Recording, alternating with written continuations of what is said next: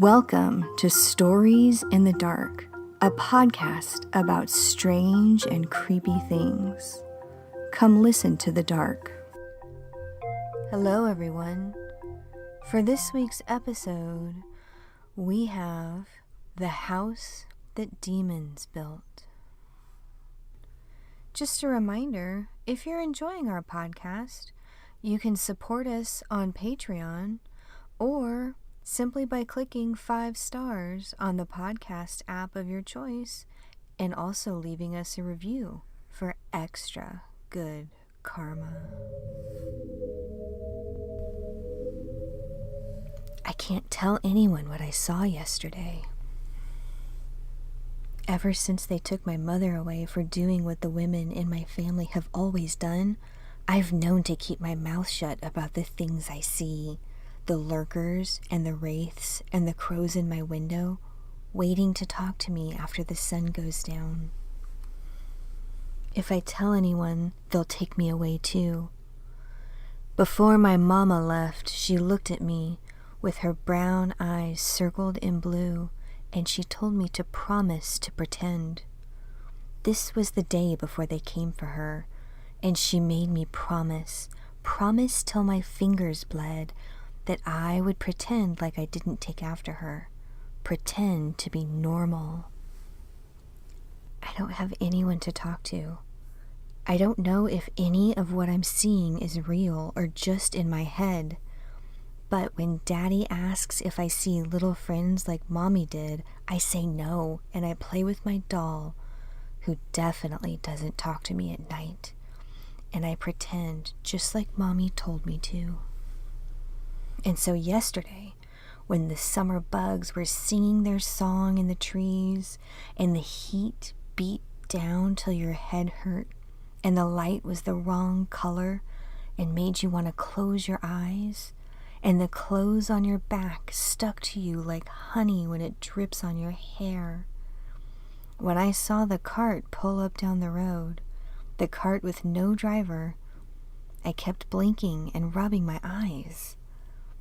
The sun was so bright, I didn't know what I was seeing, if anything out there in all the glare was real. They'd started building a new house down there, and everything was mud and holes from them digging up the ground, digging and digging till I wondered how big that house would be. What else could they be building? The cart was strange, filled with darkness and with nothing pulling it. There was something in the cart, though, under a blanket, and it started to move and stand on 4 legs. My eyes said donkey, but my heart knew it wasn't a donkey, and it wanted to go hide. My mama always told me, the heart is wiser than we know. The sun beat down on the cart, and I imagine it must be hot in there, burning up, and the thing was reflecting light like old, dirty bronze. It stood up some more until it was on 2 legs, and I realized it wasn't a donkey at all. It was a man, dirty and weathered by the sun, wearing only some old cut-off pants, just as dirty as he was.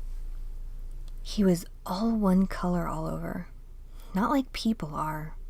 His hair, his skin, his eyes and lips, all one color, not showing any whites of the eyes or anything, just all dirty old bronze. He looked wrong, standing, moving, like his arms bent the wrong way, or like he didn't know how to stand like people do. The blanket moved some more, and I saw he wasn't alone in that cart. He had something in there with him, there in the darkness under the glaring, blaring sun. It tried to lift itself. It drew back its lips, back and back, exposing its teeth and stretching back until I could see the skull under its lips. I started shaking then, seeing all this wrongness down there in that cart down the road, too close to my house, too close to me. The man-shaped thing in the cart bent over the animal, and I realized it was some kind of cow, some kind of wrong cow, just like he wasn't really a real man. And there was another cow next to it, and they didn't want to be in there with him, but they couldn't get away. He bent over and he just bit into that cow, and I could hear it screaming. So I put my hand over my ears and sank down on the floor and sang to myself, just like my mama used to sing to me. I sang about the light and tried not to think about how wrong the sun looked, how wrong that man and that cow and that cart all were. I sang until it stopped, and then I sang some more, rocking myself, like my mama would do if she were there.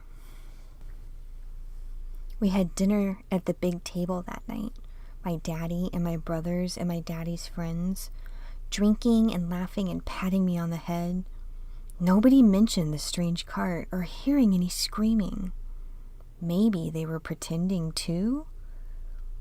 Maybe we all see the dark things and hear the screaming in the daytime, and we all just pretend like we don't.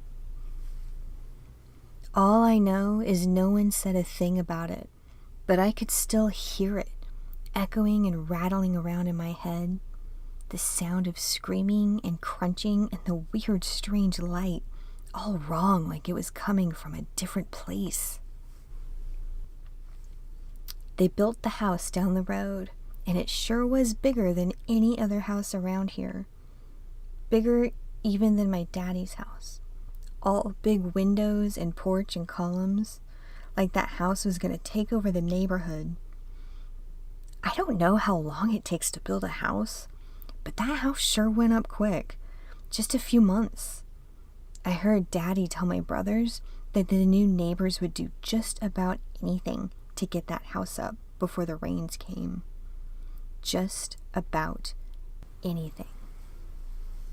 The rains gave us our lazy, drooping trees and sultry nights and the green creeks by our house. Everything lush and hot and dripping. We loved the rains. They washed our sins down the river and brought strange new things into town. The rains shut down work and shut us inside while the world outside burst into life. Every living thing around us calling and mating and singing and rubbing until you just wanted to fucking die to shut it up. My mama and I knew. We knew. Strange things walked when the rains came. So they got that house built before the rains came, 'cause those neighbors needed a place to be when the things we don't talk about start walking. The neighbors moved in, and they had a little boy, a boy about my age. I wanted to tell him to watch out for the donkey man and the half-dead cows, but I was still busy pretending so hard like my mama told me, pretending until one day I forgot I was pretending and I just was, like everyone else. I just existed. The years passed and things stopped talking to me. That little boy and I grew up, going to the same schools and driving our parents to distraction. Although my daddy was just happy I wasn't turning out like my mama. I wasn't witching. I wasn't magic. I was just normal. No crows, no wraiths, just dancing with boys under the light of the moon and only doing the kind of witching that every young woman knows how to do. Till one night, when I was about 16 or so, and I was at that boy's house down the road. That house was so big, so very big. His mama, who looked at me with her all blue eyes, looked at me like I was dirty or about to bite. She didn't much like me at all. His mama took her iced tea upstairs with her husband following behind her, and she looked at me over her shoulder, and her blue eyes told me that no matter how much I pretended, she knew what I was, and I would never be good enough for her boy. I didn't like her one bit. So I let that boy sneak some sweet alcohol into my tea, and we both pretended like I didn't know. And we danced downstairs in his finished basement with the record player playing some sweet music. And I danced and laughed and tried to forget about how I didn't have a mama anymore, and his looked at me like I was less than a bug, while her son looked at me like I was magic. And oh, how I wanted to feel like magic again. And so we danced and danced down in his basement. We danced until the light looked strange, reflecting off everything. We danced until his pale skin started to look bronze in the dim light. The music started to change too. It wasn't beautiful anymore. It had started to sound like screaming. But maybe the booze was just going to my head. They had a couch down there in that fancy basement, and I dropped into it, still laughing, although the laughing was starting to feel like pretending again. I fell on the couch laughing and fanning my face, and I closed my eyes, trying to get the room to stop dancing around me. Everything was moving. The boy fell on me, kissing my neck, reaching for my top. I was sweaty from dancing, and I pushed him away from me. Everything was too hot, and even though it was late fall, I could hear the summer bugs screaming in the trees. There were no windows down there. There were no windows, but the light looked wrong and felt hot, and everything started to turn a dirty bronze color. A dirty bronze that looked familiar. A dirty bronze that reminded me of a hot summer day when I saw something so wrong, I tried not to see anything strange ever again. I pushed the boy away from me, and in the strange half-light, his face changed. Like a donkey, and then back like a boy, and then like a man who was bronze all over. He grinned, and his lips stretched back from his teeth, back and back, till it was like I could see the bones of his skull around his mouth, the cords of his neck popping out as he reached for me again with his teeth, snapping at me. I scrambled back over the edge of the couch, and his face kept changing, boy to donkey to man again, and his eyes were mad as he slowly came after me.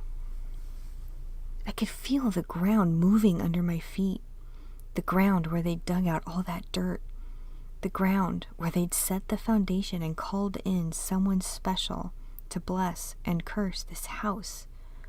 These people who would do almost anything to get this house built all those years ago, before the rains came. It was raining outside now. I could feel the rain calling to me as the floor of the basement churned until the carpet was gone and the mud was coming up through the bottom of the house, and the donkey man shifted dirty and bronze and came after me, all one color, not looking much like a person anymore. "Mama," I whispered. "Mama, do I have to pretend anymore?" She didn't answer me. I didn't know what was worse, looking at the donkey man or looking away. I felt around, trying to find something to use as a weapon. They'd stored all their summer things in the basement, but old towels and bathing suits weren't going to help me much. I finally felt an oar and grabbed it, an oar the boy and I had used to paddle around the river last summer. "Mama," I called. "Mama, do I have to pretend anymore?" "No, baby," she called back. "Let it go, baby. Just let go." The strange man opened his mouth, showing me his teeth, big and dirty. He flickered and the boy was back, flickered again, reaching for me with arms that didn't end in hands. I swiped at him weakly with my oar, and the record player screamed in the corner, screamed like the cow he'd eaten alive in front of me when I was just a little girl. I wanted to cry then, My head hurt, my eyes hurt, the light was wrong, and everything was screaming, and everything just felt wrong all over. "Let it go, baby," my mama said, her eyes brown circled with blue, eyes like mine. And so I let go. I let it all go, and I stopped pretending. And soon the donkey man was screaming, "Not me, not me." I stayed in that basement till I was done, till that horrible man was just bits of flesh and teeth laying on the ground, till that oar was dented and broken in my hands, till all that alcohol the boy had given me was sweated out of me like blood. And I thought about that boy's mama upstairs treating me like I was trash just because everyone knew my mama was a witch, when all along it was these people who'd brought this thing into my town, making their foolish sacrifice for this monstrous house. So I finished off that thing in the basement, and I don't know if he was real, or if there was ever a boy, or if both of them died down there that day. I stripped off that filthy dress and left it in the basement, and I called the rain. I called the rain outside, and the things that walk in the rain, and I called the river to wash it all away. I walked upstairs, naked and covered in blood, leaving sticky red footprints behind me on the carpeted stairs and the marble floor of the foyer in that cold white house. And I threw open the front doors, and I let the rain come in. The rain washed me clean when I stepped out of that house. The rain was coming up the big old porch and into the cold house, driving the summer bugs and all the creatures from the earth and the river and the swamp. I left the doors wide open, and I let the things that walk in the rain go up into that house. I let them do what they do. They would take care of that hateful blue-eyed woman upstairs. I'd show her what a real witch could do, now that I'm not pretending anymore. "Come on, Mama," I called, and she came and took my hand, and we walked together through the rain. "Let's go home." And we did.